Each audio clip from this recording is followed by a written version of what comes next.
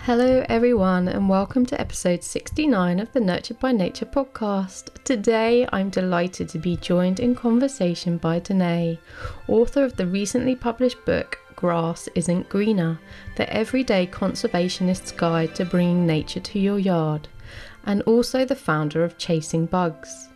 In Danae I found a kindred spirit, someone who has loved and enjoyed being immersed in nature all of her life, and has been compelled to seek ways to inspire others to overcome climate doomerism and remember to look for the joy, awe and wonder that exists just outside our own back door.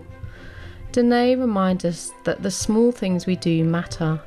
With 40 million acres of lawn in the United States and a higher use of pesticides per acre in domestic settings than agricultural applications, the solution and power to drive a paradigm shift in our relationship and responsibility for nature and biodiversity is truly in our own hands and closer to home than we might have imagined.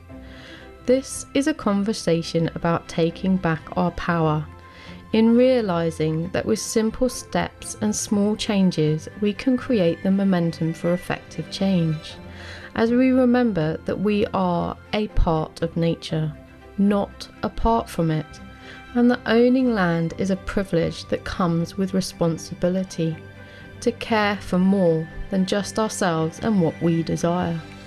We need to steward the land, the waters, and the air, to realise that what we do has an impact, but that impact can be positive and contribute in ways that leave us and the world richer. Welcome, Danae, and thank you so much for joining us today on this episode of the Nurtured by Nature podcast. I'm really looking forward to our chat. I know we've got so much in common. We are going to be talking about your lovely new book, which is out, which is Grass Isn't Greener, the Everyday Conservationist's Guide to Bringing Nature to Your Yard. But we also, I hope we're going to talk about your love of bugs and insects and how that sort of started you on your journey. But before we get started, I always just ask my guests to share a little bit about their nature story, and that can just really mean what nature's been to you in your life, how it's played a part, any fond memories that you'd like to share to get us started would be lovely.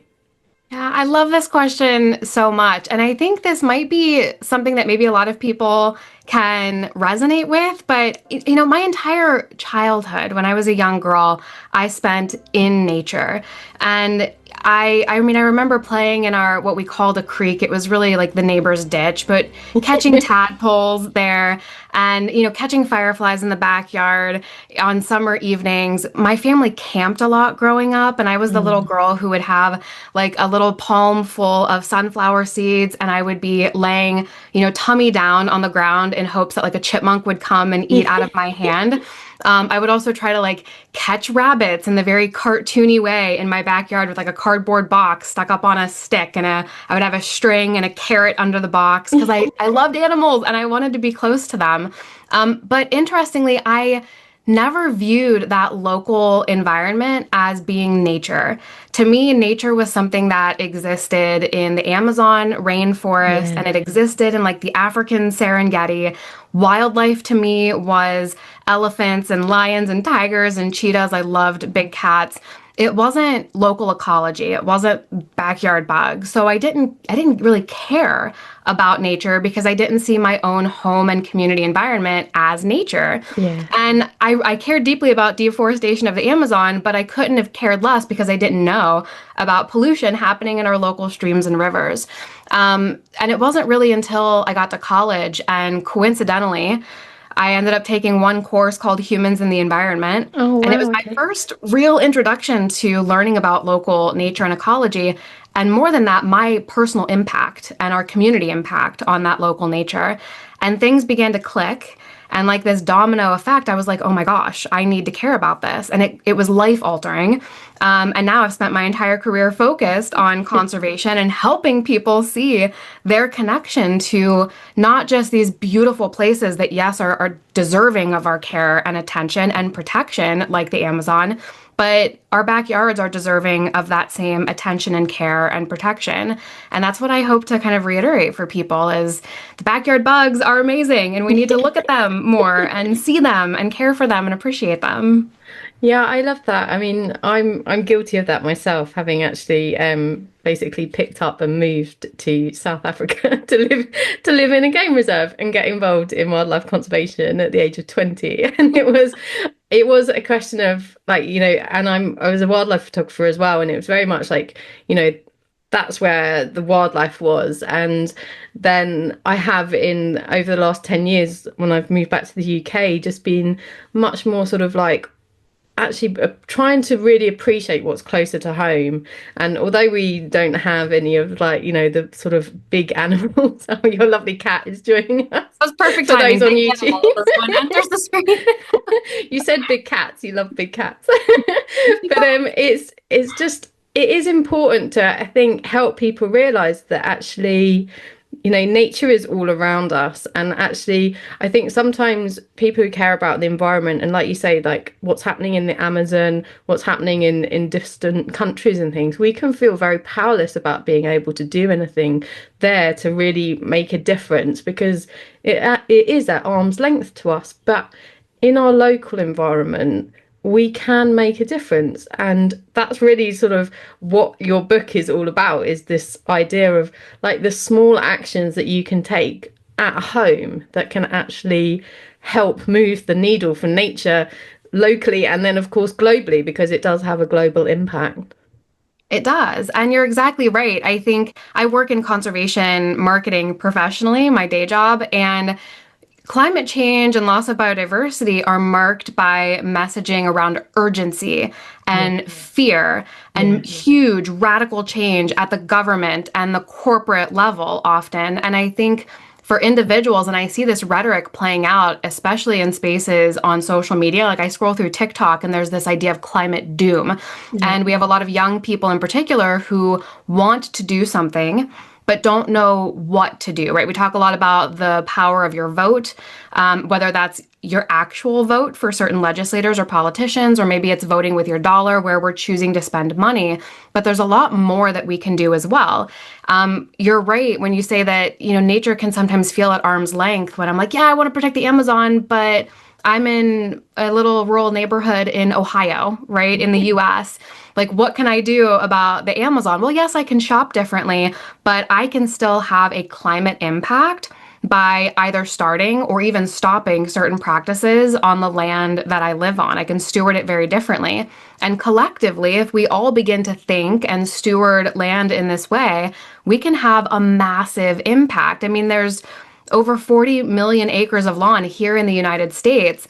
Most of that is made up. That's just a shocking statistic. I think, like, I just want to like dwell on that for a minute, because I read that in your book and I was like, 40 million acres of lawn. It's the largest irrigated crop here in this country. And people are like, that's huge. I mean, think about like corn and soy. Well, those aren't irrigated crops. So we think about the water resources, the carbon resources that are going into maintaining a non-native monoculture of turfgrass that we're then poisoning with chemicals to get rid of anything that could live there, right? Yeah. Any insects, any weeds, anything that we deem undesirable. And then that's running off into waterways. Our lawn mowers and leaf blowers are contributing to carbon emissions. Like it's kind of disgusting when you put it in that context. And this is something that we could just stop doing. Yeah, I think that's really interesting, because I think, a lot of the time as well, not only do we sort of feel like nature's at arm's length, but we also sort of blame things that are at arm's length as well. So it's like, agriculture, for example, gets a really, really bad, reputation about, they're the sort of, if we just, blame the farmers and they've got to fix it, then that will solve all of the problems. And there are some really shocking statistics about like the use of like pesticides in particular. Is it's actually, there's a greater use of pesticides in domestic yards, garden spaces, than there is in the combined agricultural use. And that's when you have to sort of sit back and go, well, hang on a minute, actually, I don't need to blame the farmers and have them fix it. I can start doing things that are closer to home, talking to my community, encouraging like this change of perception, I think is actually what it comes down to, isn't it? Is actually realizing that the problem is closer to home as well, and therefore the solution can be closer to home.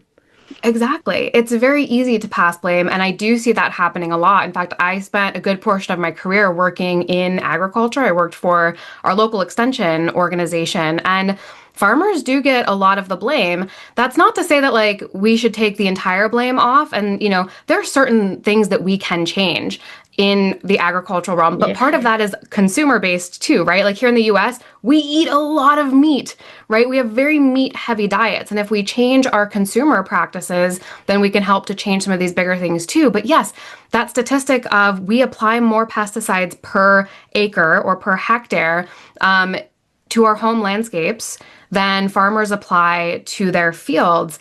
And farmers are basically supplying food for a growing global population, and we're growing pretty plants that we like to look at Yeah. that are providing very little ecological value, right? Like you can't look at those two things as being equal. They're not. So thinking about that empowerment, where can I as an individual make change in support of the planet is really big. And it's something, like I said, that just really needs to happen. But this idea of empowerment and hope is really important. That's why I love focusing on insects so much, because they're really accessible. But insects also are icky for a lot of people.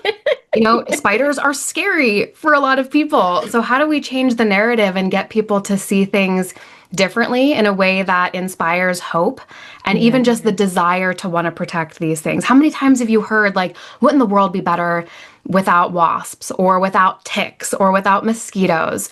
And actually, okay, well, let's tell that story. If we take all mosquitoes out of the world, what's at risk? Well, fish populations, amphibians, reptiles, so many things that rely on mosquitoes as a food source. And yeah, we can just look at like the connections that will be lost if we continue on our current trajectory. Yeah, I love that.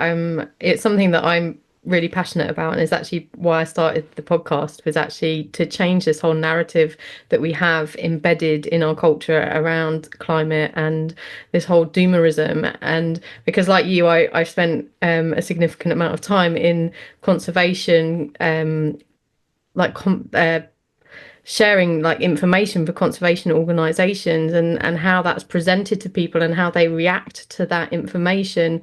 And I found from my own experience that when you sort of shared solutions to people, they got much more excited and kind of jumped on board, and they felt like, oh, if in that case it was a charity or non-profit that they were donating to, they were like much more like, we want to donate because we can see that there's a potential for a positive outcome, and we can see the tangible impact of it, far more than just if you were like sort of bombarding them with these negative statistics and not providing them then that next step of how you could sort of help make a difference.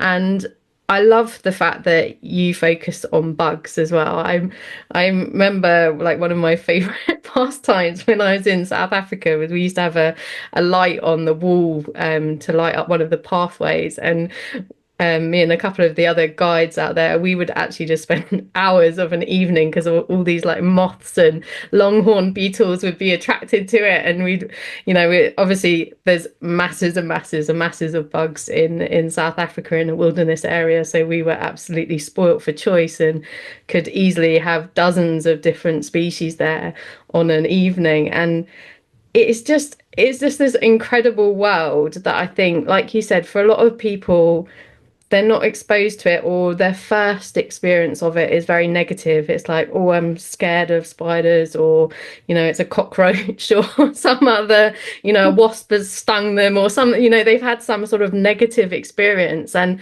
then they just sort of shut off like they group it all together. Everything is a bug and it's unpleasant, and like the world would be better if we removed them all.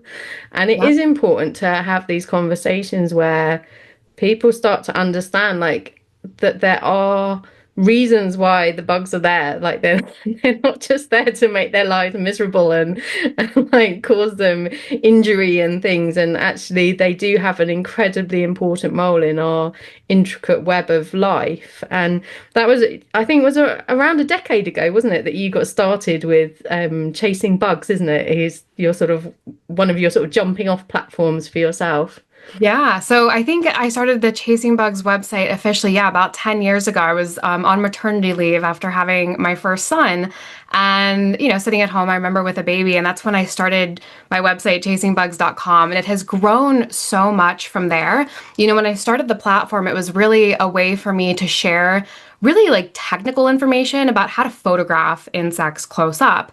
I cared deeply about conservation at that point. I had 2 degrees, both my undergrad and master's were in environmental fields. I had been working for the National Park Service as a park ranger dressed as, Smokey Bear, out in a park teaching people about water quality and invasive species. But I think, internalized a lot of that through the work that I was doing with photography. And I think the launch of Chasing Bugs was sort of this kickstart of combining my love of insect photography for these conservation messages and storytelling. And that's when things for me really started to take off. You kind of said insects, they get a bad rap, right? Some of it's really based on, oh, I had a bad experience, I got stung, or I saw my parents, my mother, my grandmother, my family running or screaming, or teachers or, kids at school. And that taught me to run and scream away from insects because they must be harmful or scary or dangerous.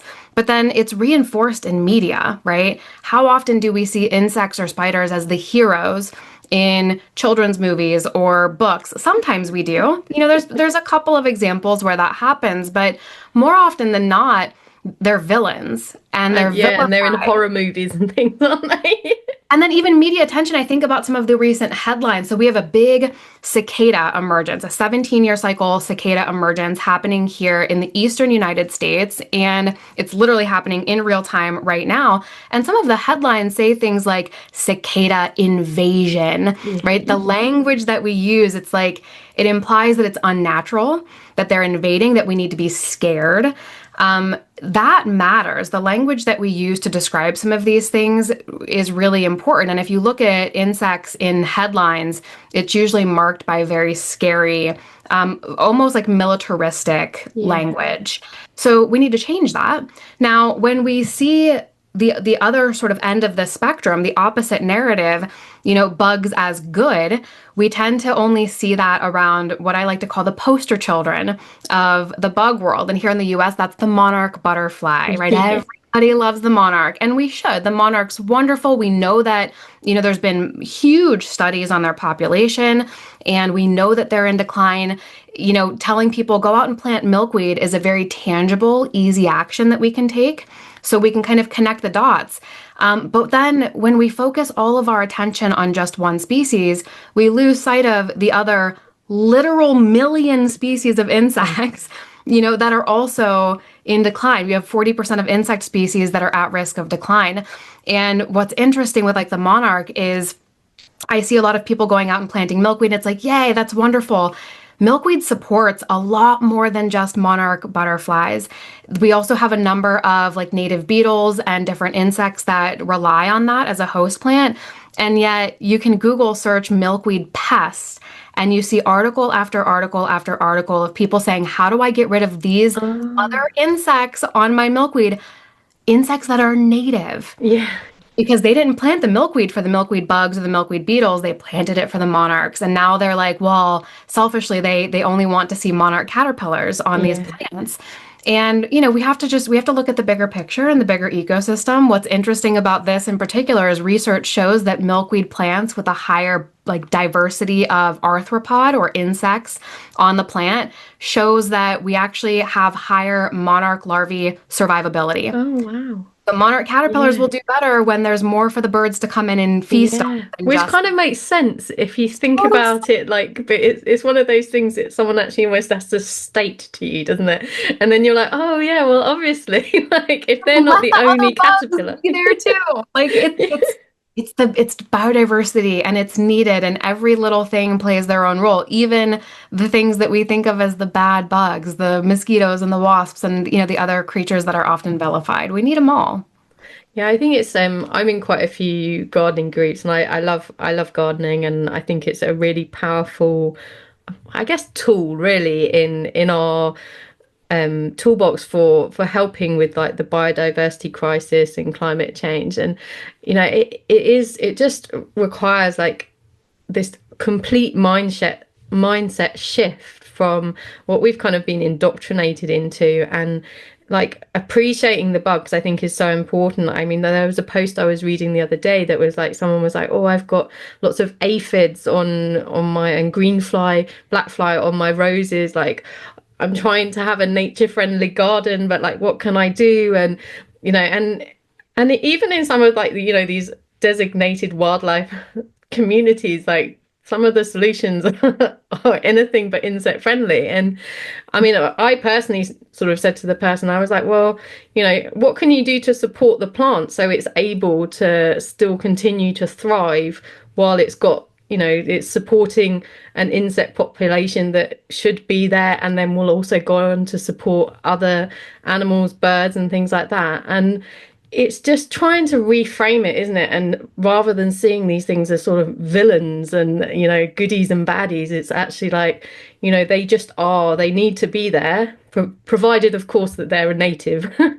native bug. I mean, there are a few exceptions. I know we've got a few sort of unfortunate invasive non-native bug species. I know that you have a few in America that cause quite a few problems as well. So with that caveat in place, but yeah, if it's a native bug, it's like how can we, look to embrace it and realize that they have a right to our space as well. And I think again, that's just reframing how we view our yard, isn't it? And then that's one of the things that you talk about in your book is actually like what the sort of jumping off point of your book is taking stock of your landscape. And I love that because it's quite a simple step, but probably is really overlooked by most people because they're like, oh, I have to go and plant natives. I think that's a message that has come through quite a lot. But actually, it's like, before you get to that point, like start where you are. And do you want to just share a little bit about how, people might sort of start to look at their yard or their garden just a little bit differently from perhaps how we've been taught? Yeah, I think that first of all, again, going back to the language that we use, we talk about landscape management. I like to reframe this as landscape stewardship, and that's important because it's really asking ourselves what can the land naturally support? What was here before it was a suburban development or an urban development or a farm? That can sort of be a marker of where to start. It's like the foundation. So the first chapter of the book is called Understand Your Land. And I kind of waffled back and forth. Do I want to get this basic? Most gardeners probably already have this understanding. Are they going to think that this is like too basic for them? And I said, I need to include it because we tend to try to bend the land to our will as humans, right? We want to plant this beautiful ornamental and we'll plant it even though the site might not be right. So what that means is we're going to be using more water or fertilizer or pesticide to keep this thing alive in a place where it just probably shouldn't naturally grow. So taking stock of your land, means looking at your areas of sun and shade and moisture levels and your climate and topography, your soil. You talk about things like aphids on plants, and people start to freak out. Most plants have evolved to withstand a certain threshold of feeding from what we as humans considered pests, right? But they're just things that exist in the environment. Healthy plants should be able to withstand that certain threshold. The problem is we're planting plants in the wrong places, so they're not healthy. We're planting them in poor soil because we've damaged the land. So the plants don't have the best environment to grow. So when a insect does come in and begin feeding on it, the plants are going to be at increased risk, right? They're vulnerable already because they're not healthy to begin with. So that's when we start to see our plants are in decline. Ideally, the soil is going to be healthy. We've planted things in the right place. The plants are healthy. They can withstand feeding. And then we're creating that balance of predator-prey relationships. So sure, you see some aphids on your plants. Guess what? Hopefully, you're going to also see some lady beetles come in or other other predatory insects that can feed on and create a balance there before it gets out of hand. But understanding your landscape is key. And then from there, you can sort of, move on to identify, okay, what plants do I need to put back on the land? Native plants, plants that are native to your ecoregion specifically. And those are going to be the plants that have co-evolved with wildlife. But you're right, so much of the narrative is just plant native. What does that mean, right? We tend to start and stop the conversation there. And Grass Isn't Greener, my book, really goes way more broad than that. It's like, yes, plant native, learn about your land, but here's just the, no pun intended, like the landscape of other options that you can and should be thinking about to support wildlife while also supporting your family and yourself, because we humans are part of nature, just like every other species out there. We've lost sight of that, I think, too. Yeah, I think that's important because for a lot of people who, I mean, I love it that actually at the end of your book, you have a chapter that is actually dedicated to beyond your yard. And what I really liked about that was you actually really took a moment to reflect on that not everyone is in the privileged position of having a yard, or even sometimes they have a yard but they don't have control over it for various reasons. I know in the States you have homeowners associations which can be quite, overarching of what you are able to do, and obviously there'll be people who are maybe in rented or people who don't even have an outdoor space. So I loved the fact that you took that step back and went, actually it is a privilege. We need to remember that actually having the ability to steward land is a privilege that is not afforded to everyone, and how we can look beyond that if you aren't in that privileged position. Yeah, this was really important to me to include this chapter. And it's a sort of intentionally short chapter because I thought, okay, you learn about all this great stuff that you can do on your land if you're, again, privileged enough to own it. But I think a lot of us lose sight of what about everybody else? Home ownership is becoming, I think, further and further away, particularly for young people across the world. And just the idea of land ownership is inherently privileged. And again, it goes back to this narrative that I see play out. And I'll be scrolling through TikTok and not to like be super stereotypical here, but I'll see these videos of like the typical suburban dad, like out mowing his lawn. And then the comment threads are, oh my gosh, that's the most beautiful lawn I've ever seen. Tell me your secrets. How do I do this? And then there'll be like the one comment or, a handful of comments of people saying, oh, lawns are terrible. They're like ecological dead zones. Why are we still doing this? And then all of the responses to those saying, well, it's my land, I can do with it what I want. Yeah. And that's the beauty of land ownership, right? It's a very sort of colonialist perspective that, well, it's my land that I can do with it what I want. And it's not hurting anybody else. But in reality, it's actually hurting a lot of other people. So, if you are privileged enough to own, your land, legally speaking, own your land, steward land, you need to do so responsibly in a way that isn't going to, just help wildlife species, but also help the community, help the waterways, help the air, right? All of these carbon intensive inputs that go into managing a turf grass lawn affect everybody. I mean, let's talk about leaf blowers for just a quick second. And the noise pollution. I get no peace. I live in a suburb. I love my neighborhood so much. It's lined with great big mature pin oak trees, which is one of my favorite parts of our neighborhood, is that we have these huge oak trees that support a diversity of species from really all year long, but especially in the fall months from September through early November. There's zero peace. It is literally from sunup until sundown every single day of the week, leaf blowers, right? Oh my gosh, and I work from home, so I'm here like working from home, and all I hear is like the drone of people picking up every last leaf. And I'm like, not only are we removing beneficial habitat, but you're also just disrupting any peace that anybody in this neighborhood could ever feel. The idea of land ownership is very privileged. We need to think about other people, whether that's your immediate neighbor or whether that's people who live downstream or downriver or everybody who's sharing the air. Yeah. Like, gosh, there's so much more that we could dive into from like the socio sort of political landscape here. But yeah, it's a lot. Yeah, it is a lot, and I think, but it's also really it's important to actually sort of really touch on that, and maybe that will have stopped a few people in their tracks who are listening to this, because although I've spoken a lot about gardening, and I've also spoken a lot about privilege, like actually to sort of marry the two together and just be like, with that privilege comes responsibility. I think that's really like the core of what we're saying. And it's like, you need to actually take that responsibility like a little bit seriously and be like, you know, it's no good to just sort of shrug your shoulders and be like someone else is going to do something. It's like, yeah, we're at a point in our evolution of basically our societies and our environment that we all need to actually step forward and do what we can and what is within our power to do. And one of the things I love about your book is that it is broken down into these really like easy to digest actionable steps, and you have each chapter sort of focuses on a different area, and some of them like really made me stop and think, and I thought, oh, actually it's really nice to see you talking about that. And like one of the things you talk about is water, and you sort of mentioned it a little bit indirectly in several of your comments so far. We're actually experiencing quite a drought over here in the UK at the moment. We're sort of middle of May, and we've had very, very little rainfall since the end of February in the region that I'm in.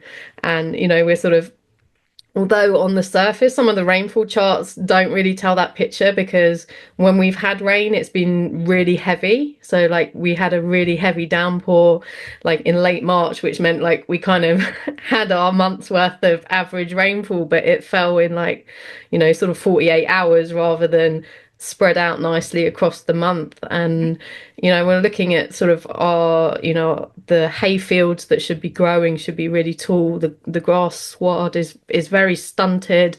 It's going to seed already. So it's being aware of water, I think, is really important. I mean, I lived in Africa where water was a real privilege. That word again, like some very arid areas of Africa that I was living in. And we used to celebrate the rain. It was like literally like, and you'd compete with your neighbors, like, how much rain have you got in your rain gauge?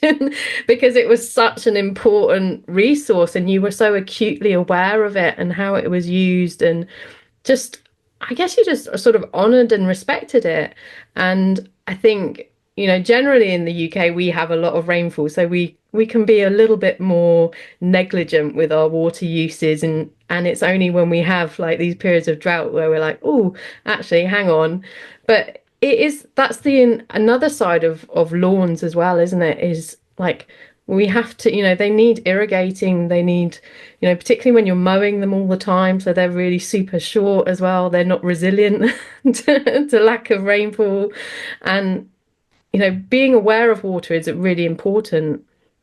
It's so important. And again, everything is connected here. So you talk about the fact that we're going and we're mowing our land or like our lawn very, very short. We're sort of scalping it. And then we're like, oh, it's not great. Well, yeah, because we're scalping it. We're making it a really unhealthy crop to begin with. So then it requires even more inputs like irrigation. I live in Ohio, just south of Lake Erie and the wonderful Great Lakes. So we like take gross advantage of that, right? We're like, we are right next to one of the greatest bodies of fresh water anywhere in the world. So we don't think about water as being a hot commodity, right? Because we just have easy access to it. And yet, because of climate change, we know weather patterns are becoming less and less predictable. We have periods where we don't get a lot of rainfall, like what you're going through in the UK right now. That's putting us at increased risk of so many things, like increased risk of wildfires. And it's completely screwing with our agricultural systems and what, we talked a little bit about farmers already, but what farmers are able to grow. So that's going to, produce unpredictability in terms of food availability. This is all connected. And the fact that we are selfishly irrigating non-native monocultures of grass in our landscapes, particularly in arid regions. We're not talking about regions like where I live in the Midwest that get a lot of rainfall naturally, but even in areas like, the southwestern US. I think about the city of Las Vegas, for example, and how much, we have these beautiful fountains and, lawns and like all this stuff. And you just have to take a step back and ask, why? Like the convenience of like water availability has really allowed us to be you said negligent, has allowed us to be entirely negligent with how we use these resources because we view them as, they're just renewable. Think about how much money and resources just goes into cleaning water to make it healthy for us to drink. And we know that many communities don't have access to clean drinking water. But again, if you're not in one of those communities, this is where environmental intersectionality really comes into play. And this idea of sort of the have-nots and the haves, right? If you've always had access to clean air and clean water, you're privileged, you don't think about these things. If you haven't, all of a sudden, your entire life is marked by living in polluted environments. We know that like socioeconomically disadvantaged communities are at risk of higher rates of pollution. They're often in areas that have been deforested and don't have a lot of like tree canopy coverage. So they're in heat island, which requires more energy to keep those cities cooler during periods of really heavy like heat, for example. And they're going to be at increased risk of things like blackouts and brownouts. And these are already vulnerable communities that are now like we've created this sort of positive feedback loop of making the already vulnerable even more vulnerable. But for those of us who have grown up and always lived in very privileged communities, out of sight, out of mind, right? I'm in my little suburban neighborhood. I have tree cover. I have AC and heat in the winter, and I'm comfy, and that's all that matters. And I'm going to irrigate my lawn and blow the leaves and pollute the air, and I don't care about anybody else because it's my land. Like, this narrative needs to change. Like, we are all sharing the planet together. And, we always talk about things like there is no planet B.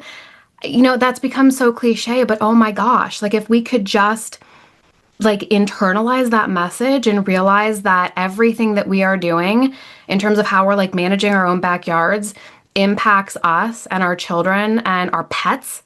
I think about like the application of pesticides and all the signs that are like, please don't walk your dog on our grass because we just applied poison all over it.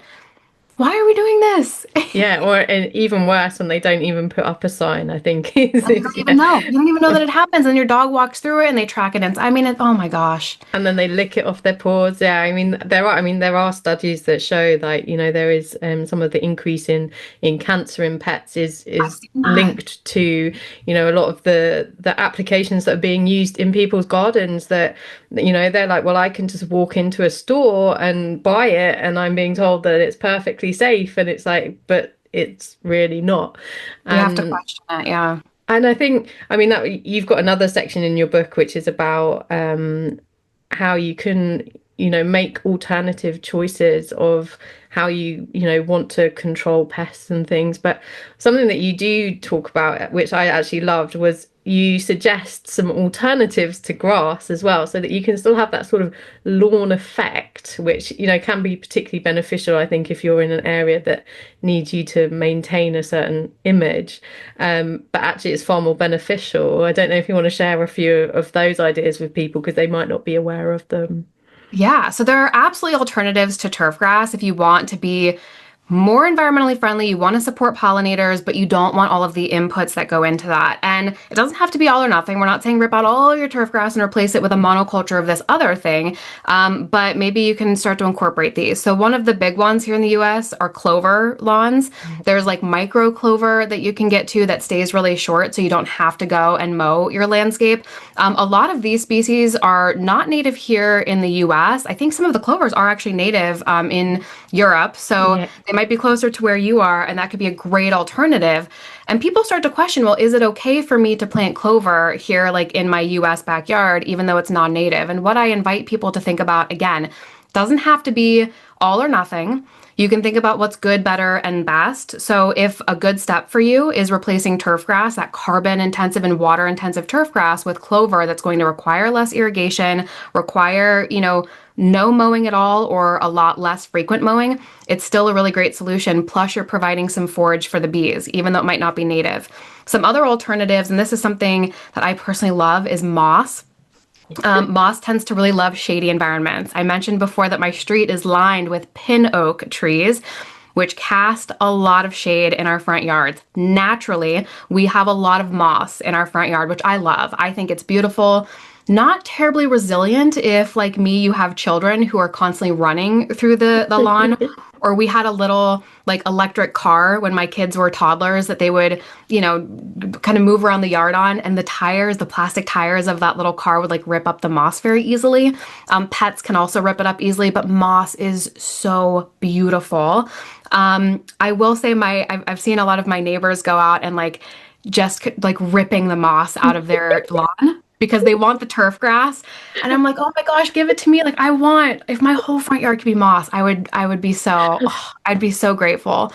Some other alternatives to grass would be things like creeping thyme. Obviously, look at what's native to you, research alternatives, and don't think about it as if you have to like rip out everything. Obviously, the best thing that you can do is sort of begin to create this plan for taking out the sod, the turf grass, and pulling in, sort of highly curated palette of native flowering plants, and not just the flowers, but also the shrubs, the woody species, the vines, the trees. We want a diversity of form and structure in our gardens. I think you may have mentioned like No Mow May earlier, like it's the month of May. And there's been this huge movement that actually came to the US from the UK a number of years ago. And it was the idea of like, don't mow your grass in the entire month of May. Let some of those flowering plants bloom and provide forage for bees and other pollinators. Again, it doesn't have to be all or nothing. You don't have to just stop mowing. Maybe you think about mowing less frequently, or maybe you just keep a few patches of your land that you don't mow. That's going to benefit the soil ecosystem. It's going to benefit the moisture retention of those areas, particularly if you are going through a drought or if you're in a more arid region. It's going to help species like fireflies that thrive in areas of taller grass. People in the suburbs here in the US, they're like, oh my gosh, we used to have fireflies when I was a kid and now we don't. And I look at your landscape and I'm like, are you surprised? Like, A, you're poisoning your lawn. Your lawn is as short as can be. You have no water resources. You have no coverage or dark, light polluted skies. Look at all the security lights that are on in our neighborhoods. And you're wondering where have all the fireflies gone? Yeah, there's so many things there that you've picked out that I just, it's just like, this is how it starts, isn't it? You start down this path and then you realize that there's so much that's interconnected. You mentioned there right at the end, light pollution. And again, that's something that, we can quite simply do things about, thinking about how we're lighting our space and how that's impacting others. I mean, does have a particularly negative impact on a lot of insect species, so it's very relevant for you, but also it can impact migrating birds and things like that as well. So it is very important, particularly in, I think, urban areas where you do get that, everyone together, you suddenly get a huge intensity of it. But then equally, in rural areas as well, where, you might have isolated little groups of properties that actually their lights can almost be even more dazzling in a way as well, because everything around them is so dark. So thinking about how you're lighting your space is also another important aspect, isn't it? It's so funny because I feel like this is something that went ignored for so long, and all of a sudden we're beginning to really understand the impacts of light pollution. Just from a selfishly human perspective, we've had a few opportunities here, which I don't remember this ever happening, to see the Northern Lights. Like, I saw the Northern Lights in my own backyard in Ohio last year. I think it was like May 10th or something. It was like this month. It was the most incredible thing ever, but it was also difficult to see just because of the light pollution coming from my suburban neighborhood. And I live in a fairly rural area, so not like highly urban. From a wildlife perspective, though, we think about light pollution obviously impacting things like bioluminescent insects like fireflies. It creates difficulty in them finding a mate and finding those flash patterns. But then migrating birds, you mentioned, this time of year, we have a lot of our like southern species coming back to their northern breeding grounds. They are drawn into cities and suburbs because of this light pollution at night. They're increasing their risk of bird strike, so flying into windows. And what's the solution? Turning off the lights. Anything that's not necessary to keep on overnight, shut them off. If it's a security issue, putting your lights on like a motion sensor so that they're only turning on when needed. I have a neighbor to the back of me that has this big, bright, garish security light that stays on 24/7. I've never seen this light shut off. And I can see it. Like, I have light blocking curtains in my bedroom, but like I can see it even like through the curtains. That's how bright it is. 24/7, it never goes off. We're also then putting these like whimsical fairy lights into our gardens. In fact, I've seen a bunch of TikTok ads for these like solar powered fairy lights. And I'm just like, what about the fireflies? What about all these species that are impacted? Thankfully, I'm seeing more and more people comment on things like that, saying, hey, maybe don't put these in. Like, yes, it's whimsical for us, but it's not needed. But beyond just the world of insects, light pollution is impacting things like survivability of sea turtles, particularly on coastal areas where we have beaches, where we've developed the heck out of these areas. And when sea turtles hatch, these hatchlings are drawn inward to sort of the developments on beaches as opposed to, trying to follow kind of the moonlight and go out into the ocean. Yeah. I mean, it's impacting us in so many ways. Yeah, and I think there's so many ways that we haven't even come to understand it's impacting us as well, isn't there? I think that's Oh, absolutely. the other side of it is, particularly like your focus on insects and, there's we don't really even understand. I mean, I used to like in Africa, there's like amazing, huge animals like giraffe, for example, that only up until the last sort of decade has actually, there's been a concerted effort to like research them, and the amount of information on them is still very limited. And it's like, these are huge, one of the most iconic animals in the world, and we still don't understand a huge amount about them. And then it's like, there isn't the information and research for even us to understand what the impact has been, because we don't have that base level knowledge from the past. But what we do know is that it does have an impact. So anything that we can do to just, turn it down and reduce it is, just taking that extra step and in the right direction. It's like, I mean, we have fairly light evenings through the summer. We're in the northern hemisphere, so we have that, we do have that beautiful like benefit at this time of year. And it's sort of like, getting back into that natural rhythm of nature of like, in the summer you can enjoy the natural light and you don't need to necessarily have artificial light. And then in the winter, find a way to kind of embrace the darkness as well. And Yes, I love that. kind of get more in tune with nature and appreciate the awe and wonder, because I think that's a big thing for you, isn't it? Is just, bringing joy to it. And I mean, I know that like a lot of the things we've discussed have perhaps been a bit heavy and things, but your garden is a space for relaxing. It's, for a lot of people it's a sanctuary, and I think it's finding the balance with that, isn't it? Of, we don't want you to like step outside your door and be like, oh my God, I'm doing everything wrong and like I'm failing the world. Right, right. Like it's about like, taking it gently, being gentle with yourself as well, and doing like a little bit, like you've mentioned no mow May. That's great in many ways because it gets you thinking, it's raising awareness. I think there was another charity that then like has tagged on to the end of that called Let It Bloom June, which is basically to kind of address the fact that like, you give like the insects like this sort of month of May, and then you're like, oh, right back. And then you go and mow it all down. You're like, sorry, it's over. Done my part. Yeah, and I think it's finding ways to work with your space. I had a lovely conversation with another author, Christopher, towards the early part of this year, and he lives in a fully urban environment, and he built a house on a derelict site that had been like an industrial site with an oil pipeline in it. And he was like, he wanted to create a space that he could coexist with nature, that served him and what he needed, but also served nature and helped nature to thrive alongside him. And, you know, he embraced like the birds, but also the insects and the snakes and the lizards, and had like a living roof and things. And, you know, perhaps he's to the extreme, but it's, you know, looking at our space and realizing that it's not just ours.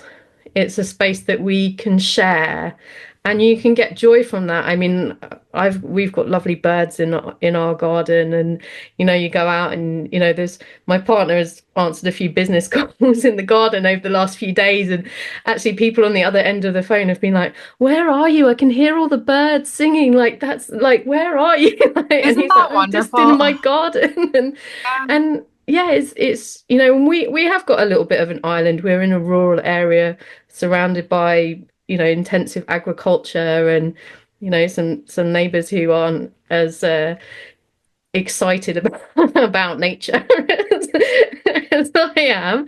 But like, you know, you can create these little sort of havens, and then they do spill out as well, and it can just bring you joy as well. But just to be gentle and start taking steps and do little things, and not feel like, you know, you step outside your door and feel like a big failure because you haven't like ripped out all your lawn and got just native plants and Yeah. everything else. It can feel overwhelming. And we moved into the home that we live in now about 9 years ago. And, you know, we had lived 6 years in our previous home. I learned a lot. It was like a tenth of an acre, and then we moved to about a half an acre. So, you know, it's not like hundreds of acres of forest. Half an acre can seem relatively small for some people. For us, it was like, oh my gosh, we have like all this land now. Like, how are we going to transform it? It felt very overwhelming.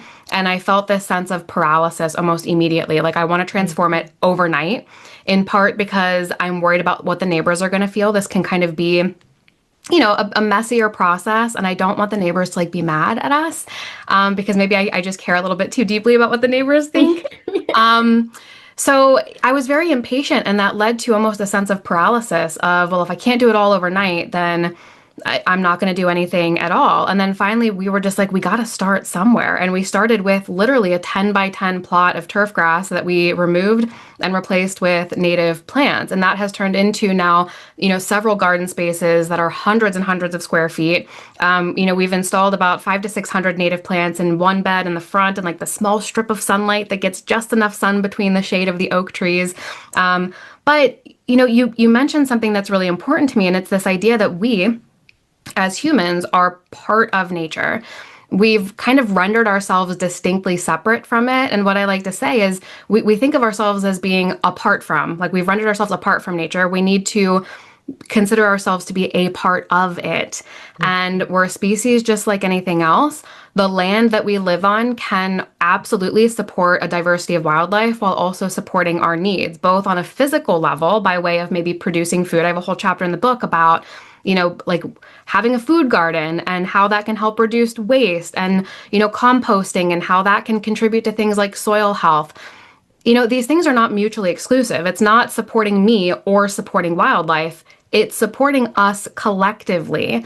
But it does mean kind of redefining our relationship with nature. And it means finding ways that we can, even from like an emotional standpoint, nature supports us. I think about my own children and the experience that they have going out into the yard and seeing wildlife and seeing us talk about what a lot of people deem as undesirables. We've installed trail cams in our yard, and we have raccoons and skunks and deer and groundhog and rabbits and things that a lot of gardeners are like, oh my gosh, no, we don't want these things in our yard because they're eating the ornamental plants that, you know, don't really belong here from a natural standpoint. Meanwhile, my kids are like, oh my gosh, look at the raccoons, look at the rabbits, look at I this. just have to say to people, they have to go to your social media because you've got some fantastic videos. I did see a video of your raccoons. The raccoons, oh my gosh. It's so funny because we never knew that these critters were coming to our yard. we've have bird feeders, and we used to blame all the squirrels for eating all the bird seed. And then we got a bird feeder camera, our very first bird feeder camera, and we installed it. Long story short, the first night that it was up, the raccoons came by and knocked this feeder off the tree, and we know because it captured the whole thing. Yeah. So that we see the camera get knocked down off the tree, it falls down on the ground, the perch breaks, and within minutes, this little sneaky raccoon starts to crawl up like, "Ooh, what do we have here?" And from there, it created this video series that I called "What I Expected My Bird Feeder Camera to Capture versus What It Actually Captured."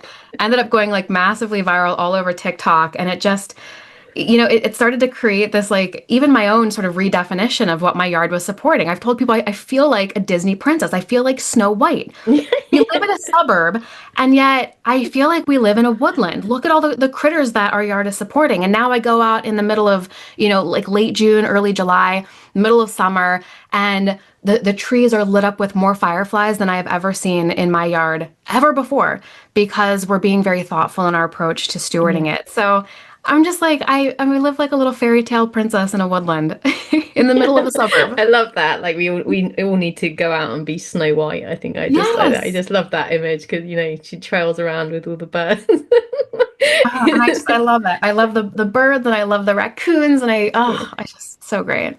I yeah, it's just about realizing that, like, I guess we're not the center of the universe, really, isn't it? It's like Isn't that a we mind-boggling thought too? Because we humans, like, we've always been the center of our own universe, and yet there's so much out there. You mentioned, like, there's so much out there that we haven't researched. You mentioned giraffes. Let's look at, like, the insect world. We know that 40% of insects that have been studied are in decline. There's a million species of known insects in the world. So think about how many species are not being well researched. And entomologists think that there could be maybe 5 to 10. I've even heard estimates of up to 25 million. I mean, try to put that into perspective. 25 million more insect species that have yet to be discovered or described by science. Think about everything that we don't know. And the other thing that I've been talking a lot about too is just our human perception of the world is very limited. What we see, what we can hear, what we can sense is very limited. And species, particularly insects and fish and reptiles, amphibians, they have different ways of sensing the world. And we can't even begin, I think, to wrap our heads around some of that. And yet we think we know so much because we're this big superior species with this big old brain. And we think that insects don't feel pain and they're not smart. And if we kill them, it doesn't matter because they can't feel pain. So it's not immoral, right? It's not unethical. yeah I think, what? Like, what are we talking about? How does this make any yeah logical sense?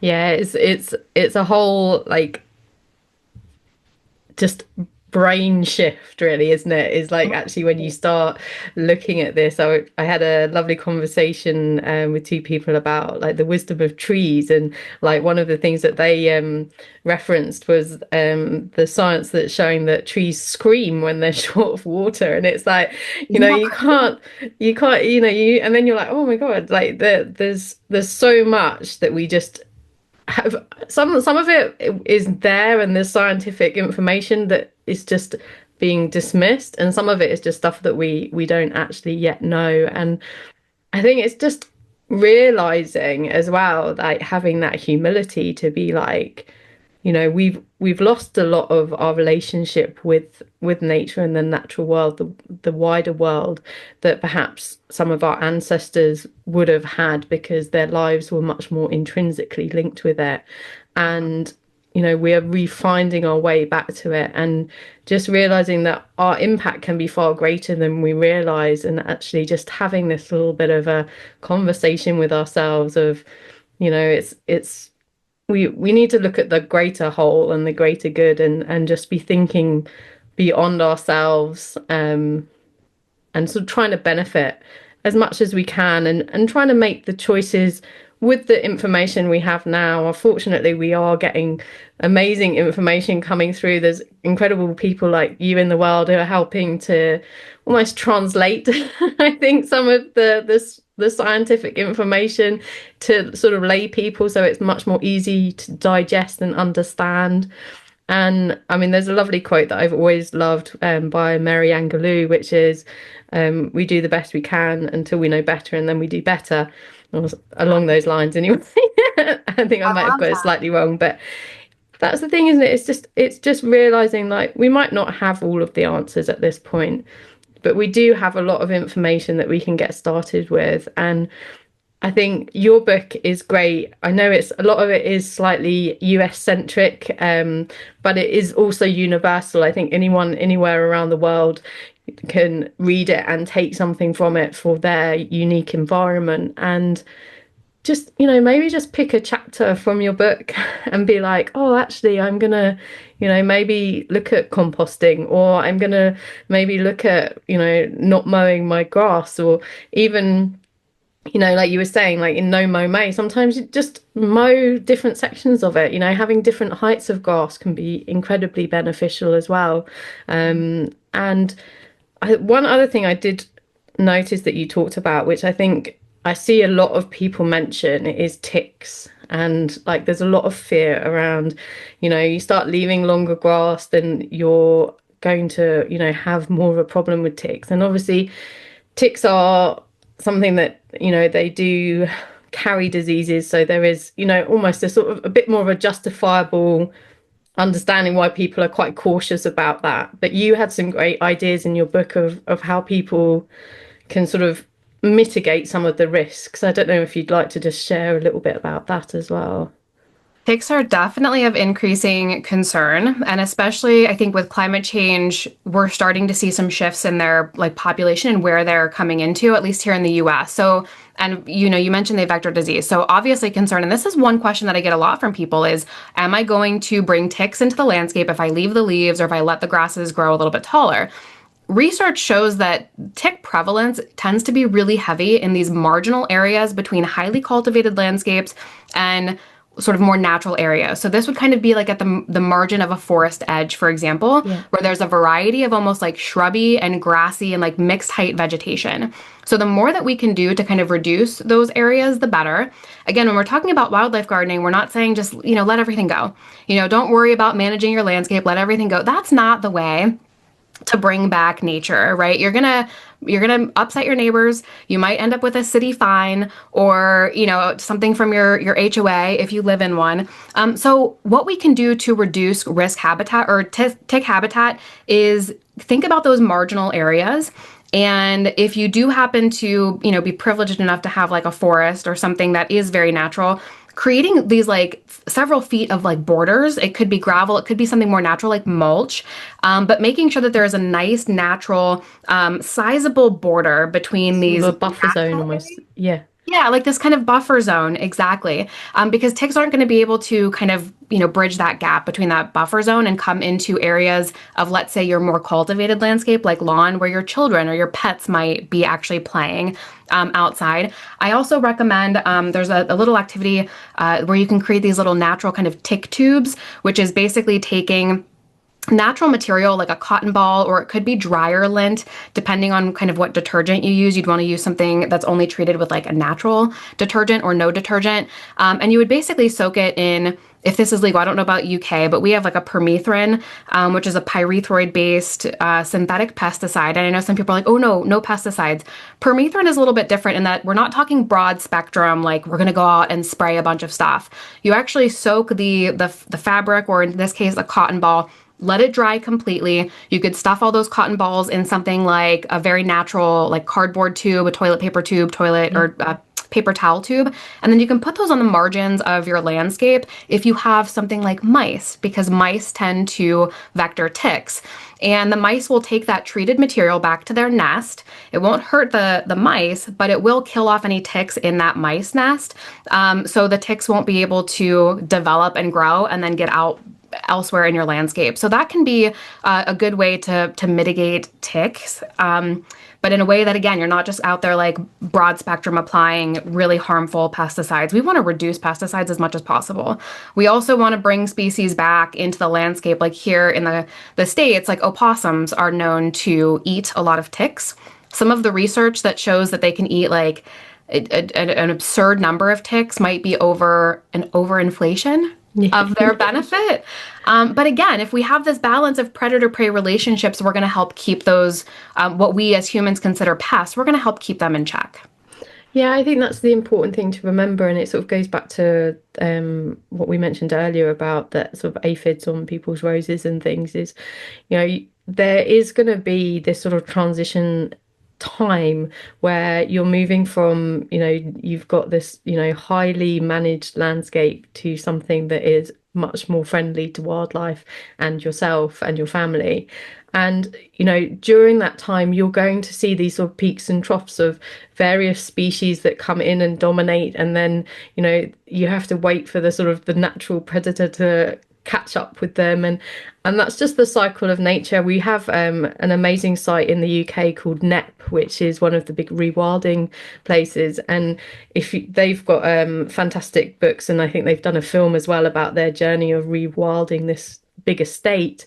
And one of the things that they talk about in the early time is that they had a huge influx of thistles, and then actually nature came and kind of dealt with it for them, because then they had a huge influx of the butterflies that needed the thistle for their caterpillars. They laid their eggs, the caterpillars ate them all, and actually they've not had that issue since. And that's, we have to realize that we are working in partnership with nature. And again, that's a different approach to sort of conventional gardening, where we are dictating and sort of ruling, and you've got the iron fist of I want this here and I want that there. And it's actually realizing that you want, I mean, not to say that you will hear your plants talking back to you, but you want to you want to have a conversation with your space as well, and Not like just through realize. observation too. Like Yeah. yeah, you say a conversation, but it is. It's just us observing, listening, seeing what's going to happen, and sort of viewing these cycles as they happen in real time. Yeah, and looking for the ways that nature wants to help you solve that problem as well, and utilizing nature's own solutions. And there's natural pest controls that you can use, like you mentioned, ladybugs coming in, and you can also people sort of farm them and provide them. You can buy them and introduce them yourself if they're lacking. And but again, being conscious that you're selecting things that are native to your area and appropriate for your area, and not doing something like the Australian cane toad. Right. And we do invite a lot of invasive and non-native species in here in the US. We talk about that natural or biological pest control and inviting those predatory insects, but usually what is being sold are things like the multicolored Asian lady beetle, which is a Yeah. non-native ladybug here. And it's out competing a lot of our native species. And then the Chinese mantid too. So it's like, ooh, natural pest control. This is super great and super natural. And then actually what we're doing is inviting more harmful species into our landscape, but it's being marketed as something that's really good. So we Yeah. have to do our research and really be careful, and then call out the companies who have these sort of predatory marketing or products that they're selling too. Yeah, we want to create that natural balance, but again, do so naturally and not necessarily, buy stuff and introduce more problematic species into our landscapes. Oh, well, it's been so amazing talking to you. I feel like we could probably talk for hours and hours and hours Yeah.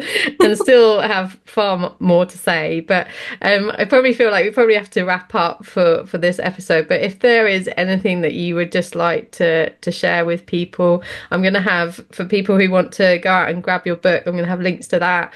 I've mentioned your social media a few times, that it's a great place to go and have an explore as well, and enjoy, because very much like myself, you have this overarching desire to just encourage people to feel awe and wonder and hope and empower them. And I think that's really important. So I would highly recommend people who want to connect with you to go and check that out. But is there anything you'd just like to, any wisdom you'd like to share that you don't feel like we've got to, or anything you'd just like to share to leave with people today? I could say so much. I think I just want to harken back to something that we've said again and again, and that is find joy, find awe, find wonder.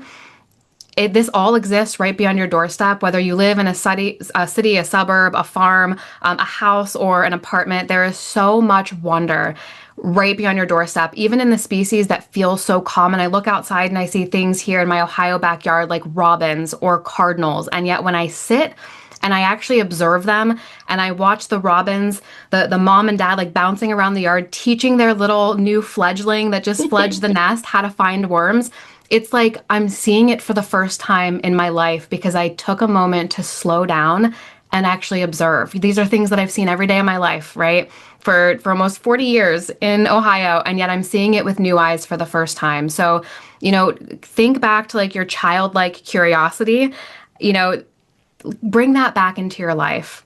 Magic exists all around us. Go out and be deliberate in finding it and finding joy and awe in that. And hopefully that will help spark for you this empowerment and this desire to think differently about how we steward our landscapes. Yeah, I love that. I think it's so easy in our lives to get sort of stuck in a rut and not see what's right in front of our faces, and actually, just to take that time to just step outside, which is why I mentioned the first chapter of your book, because it's kind of encouraging people to like look at the familiar, but in a way that you're seeing it for the first time. And I think that's how we all need to almost start to approach nature again, is just to be like, we've got to set aside all our preconceptions of what we've been taught and what we think things are, and actually just go out and see it for the first time, have that childlike wonder.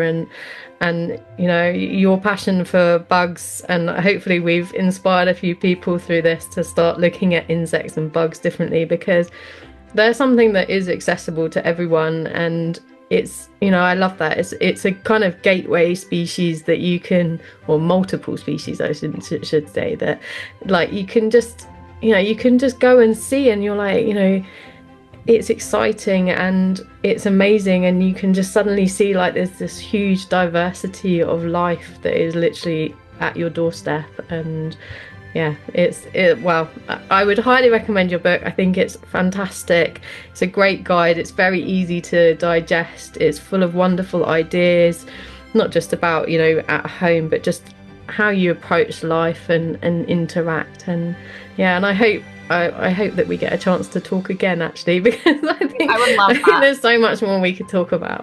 I think we've barely scratched the surface on bugs. The world needs more bug conversations. Well, thank you so much. I loved our conversation so much. This was so much fun. And you're right, there's so much more we could talk about. Ugh, bugs are so cool.